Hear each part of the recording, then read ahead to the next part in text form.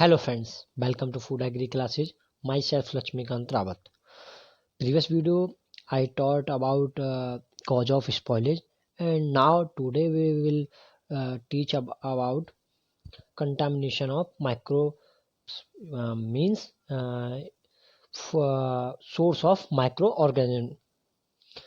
If someone has came new on my channel, so please guys subscribe my channel and press the bell icon also, so that you can get next new video notification. Now let's start the source of microorganism in foods.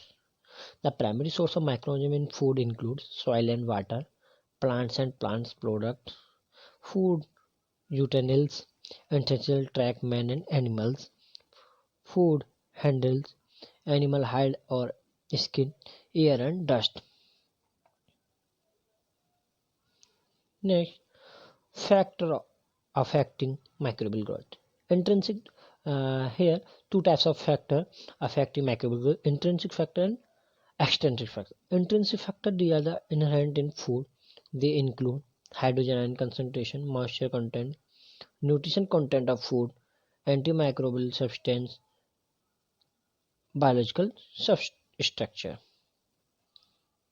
Next, extrinsic factor. Extrinsic factor are external of the food affect microbial growth, and these include temperature of storage, presence and concentration of gases in the environment, relative humidity of food spoilage environment.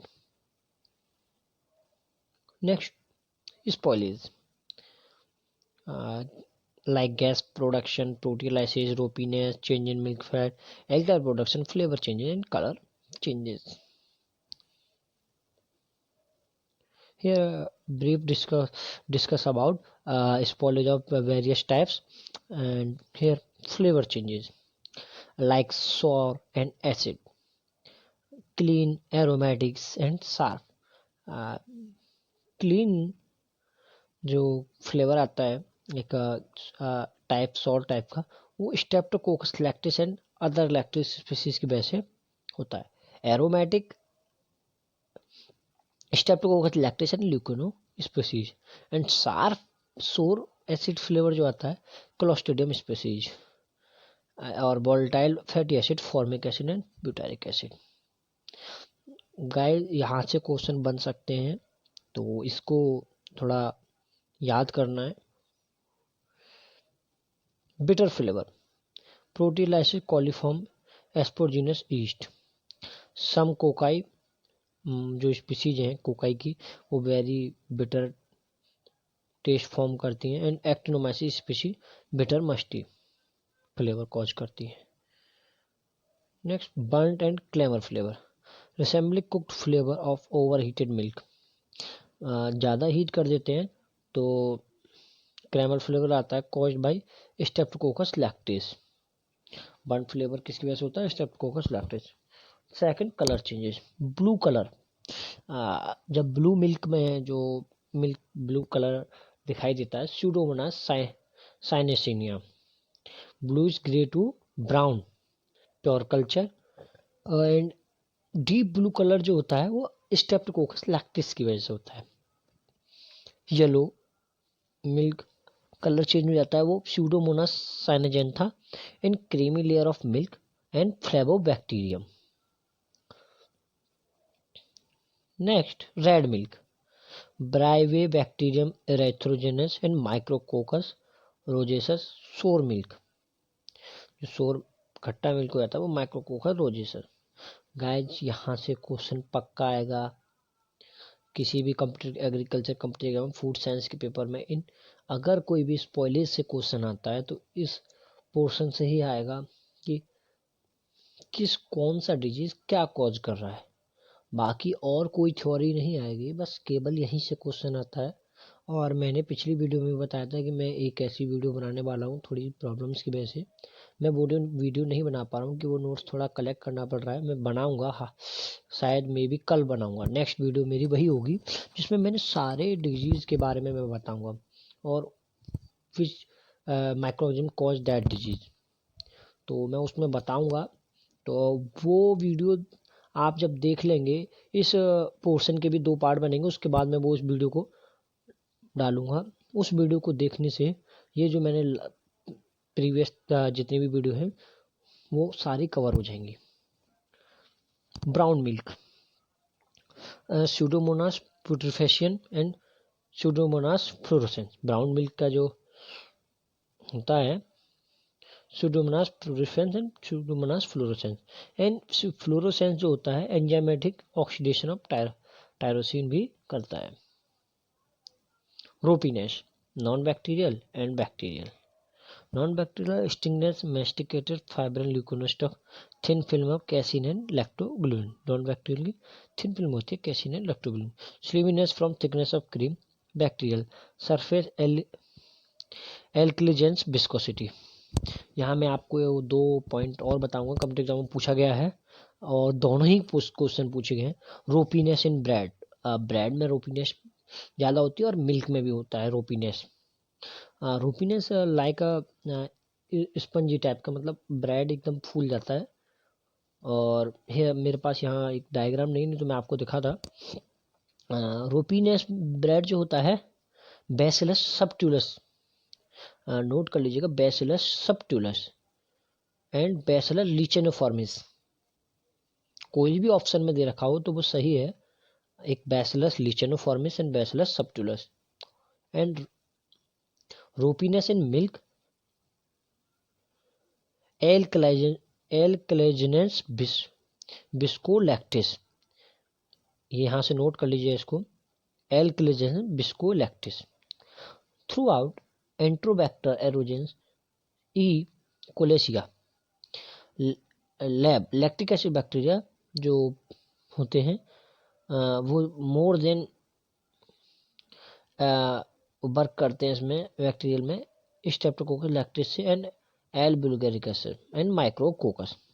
Source of ropiness bacteria are water, manure, utensils adequate partially destroy these bacteria. Next proteolysis. Proteolysis क्या है? पहले तो proteolysis है तो proteolysis है क्या? What is proteolysis? Proteolysis is a breakdown of the proteins by peptides bond. Hydrolysis of milk protein peptide bitter flavour. और ये प्रोटियोलाइसिस से बिटर फ्लेवर आता है मिल्क में एट अ लो टेम्परेचर पे। स्पोर फॉर्मिंग बैक्टीरिया क्या होते हैं? नॉन स्पोर फॉर्मिंग बैक्टीरिया क्या होते हैं? कई एग्जामों में स्पोर फॉर्मिंग बैक्टीरिया के पूछा गया है कि सॉरी कि स्पोर फॉर्मिंग बैक्टीरिया ऑप्शन, मतलब 4 ऑप्शन दे देते हैं, पूछते हैं कौन सा है, तो उसको आप कैसे पहचानेंगे कि कौन सा स्पोर फॉर्मिंग बैक्टीरिया कौन सा नॉन स्पोर फॉर्मिंग बैक्टीरिया है? यहाँ कुछ ऑप्शन दिए हुए हैं, मतलब एग्जांपल दिए हुए हैं। Bacillus clostridium and non spores forming bacteria का एल्कलाइजेंस स्यूडोमोनास प्रोस्टियस फ्लेवोबैक्टीरियम।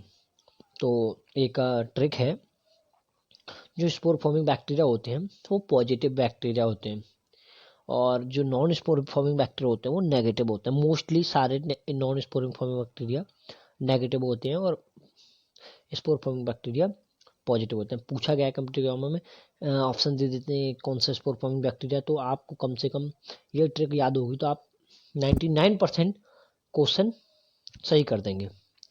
तो मैं एक वीडियो और बनाऊंगा जिसमें मैं पॉजिटिव और नेगेटिव बैक्टीरिया को याद करने की ट्रिक है मेरे पास, वो अभी मैं आगे आगे जैसे सिलेबस खत्म होता रहेगा मैं बनाऊंगा।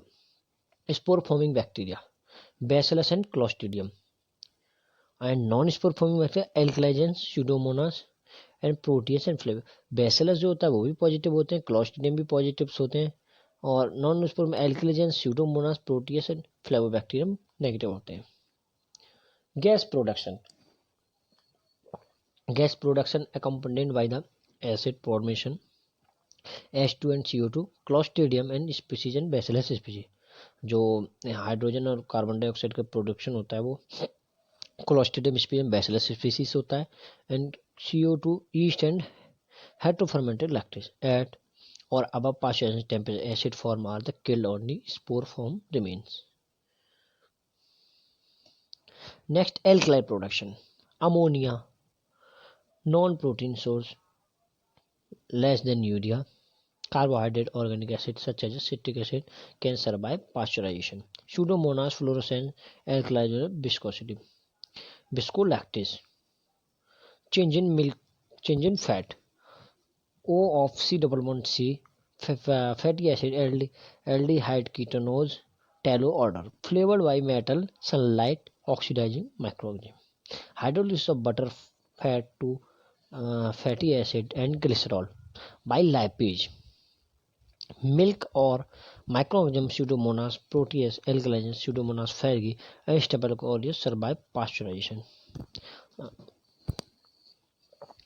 Combined O and hydrolysis. Next cause by bacteria. यहाँ से नेक्स्ट पोर्शन शुरू होता है जो है आपका फूड बॉर्न इलनेस। ये मैं यहाँ जेआरएफ का सिलेबस कंप्लीट शुरू कर दिया है मैंने पिछली 2 वीडियो से, तो धीरे धीरे उसके बारे में बताएंगे। Bacteria are classified as spore forming and non spore forming bacteria. मैंने पिछला बता दिया स्पोर फॉर्मिंग और नॉन स्पोर फॉर्मिंग का कैसे पहचानेंगे। Spore enable to cell survive environmental stress such as cooking, freezing, high salt condition, drying and high acid condition. Spore forming bacteria are found in food that are grown in soil and animal products. Here is a disease food borne illness botulism. Botulism जो disease होती है clostridium botulism, यहाँ से भी अगर question आएगा food borne illness से तो मैं जितना ये बता रहा हूँ इनसे ही क्वेश्चन आएगा और कोई किसी से नहीं आएगा, 99% चांस है। Anaerobic bacteria, anaerobic bacteria. Anaerobic bacteria वो होते हैं जो ऑक्सीजन के एब्सेंस में भी ग्रो हो जाते हैं। Organism produce neurotoxin that the biological toxin to man. And types of illness क्या है, बैक्टीरियल इंटॉक्सिकेशन। एंड सिम्टम्स क्या होते हैं, dizziness, double vision, difficulty in the breathing and swelling. Onset time क्या है, 12 to 36 आवर। फूड सोर्स क्या है, improperly can food, vacuum packed and refrigerator food. Preventing क्या करना है, discard bulging can, do not use home can food, do not mix and store oil, garlic, sweat onion and needed, do not store left over potato in a foil। Campylobacteriosis disease है जो cause करता है campylobacter jejuni. It require a very strict amount of air for growth, microaerophilic. What is जिस types of illness, bacterial infection है। Symptoms watery, bloody, diarrhoea, fever, nausea and vomiting. Abnormal pain, headache, muscles pen.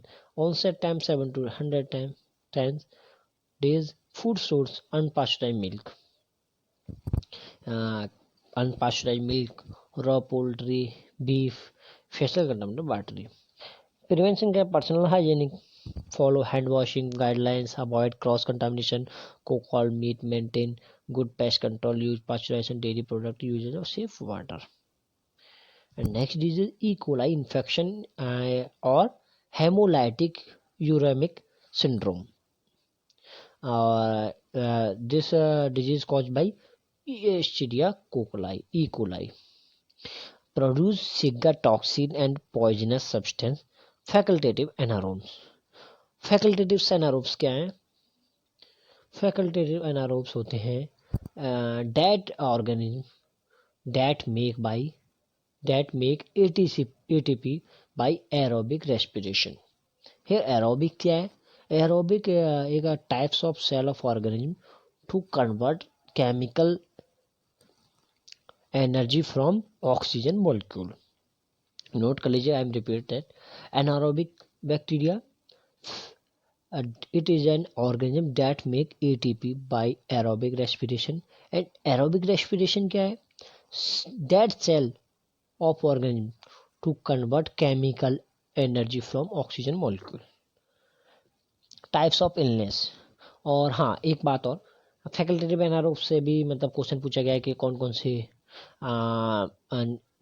दे देते हैं, following given the following what is example of facultative anaerobes, तो 4 option दे दिए।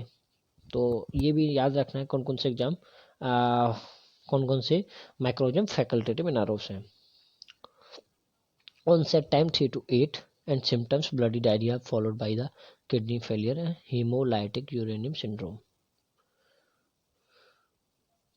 Food source क्या है? Uncooked ground beef, unpasteurized apple juice, uncooked fruit, vegetable, raw milk and dairy product.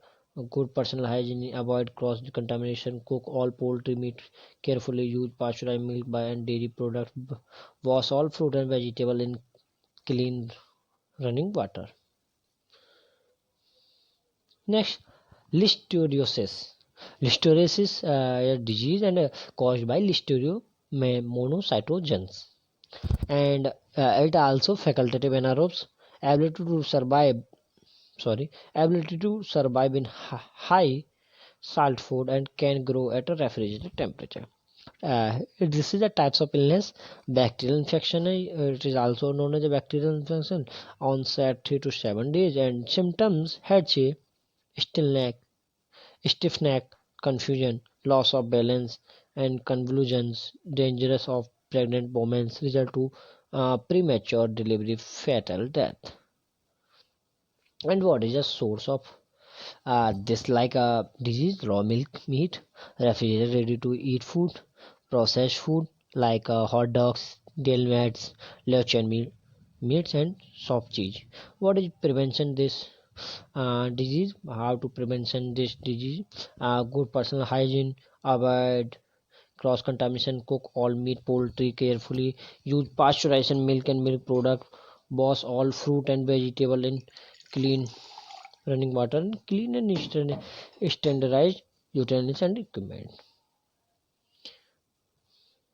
Next, Perry Fink's foodborne illness by Clostridium perifrinx. Microaerophilic bacteria. Microaerophilic क्या होते हैं? Microaerophilic are microorganisms that are not killed outright by presence of oxygen but are able to tolerate only subatmospheric level of oxygen in their environment. I repeat again, microphilic bacteria are that organisms are not killed outright by the presence of oxygen percentage but presence oxygen percent presence but are able to tolerate only subatmospheric level of oxygen in the environment. These are types of also bacterial toxin mediated infection. Onset time 8 to 22 hour. Symptoms: several abnormal cramp and serve diarrhea. Food source: cafeteria germ, species gravy, improperly cooled food and to cooked to right temperature. Prevention: good personal hygiene, avoid cross contamination, cook all meat carefully. Salmonellosis bacteria, salmonella bacteria, it is also facultative bacteria. Facial contamination, types of illness: bacterial infection, symptoms: small stomach, cramps, diarrhea, headache, nausea, fever, vomiting. Next, types of illness: bacterial infection, symptoms: stomach cramp, diarrhea, headache, nausea, fever. Food source: contaminated by soil, insect, ancestral based of animal, raw meat, fish, raw salad dressing, cake mix, slices, fruit, vegetable, dried gelatin, peanut butter. Prevent good personal hygienic, avoid cooked cross contamination, cooked all meat carefully. Next, Shigellosis. Shigellosis disease caused by Shigella bacteria and also facultative anaerobic bacteria come from human intestine, polluted water spread by flies and food handlers. Types of illness: bacterial infection, symptoms: diarrhea, fever, abdominal cramps, dehydration. And food source: food are the prepared by human contacts, salad, ready to eat meat, pasta, salad, lettuce, moist food. Prevention: good personal hygienic, avoid cross contamination, use clean water control files, cook food properly. And staphylococcal illness. Staphylococcus aureus faculty bacteria है, can grow in a cooked or safe food that are uh, recommended, commonly found in human skin, hand, hair, nose, and throats, carrier by the healthy and unhealthy people, can grow in a high salt or high sugar and lower water activity. Types of illness: bacterial intoxication, symptoms nausea, vomiting, abdominal cramp, headache, food source, food that are prepared by human content, leftover meats, egg and egg products, potato salad dressing. Next, prevention: good hygienic, avoid cross contamination, cover up burn or cut bounded, wear a disposable glove when preparing food, cook food thoroughly. Thank you.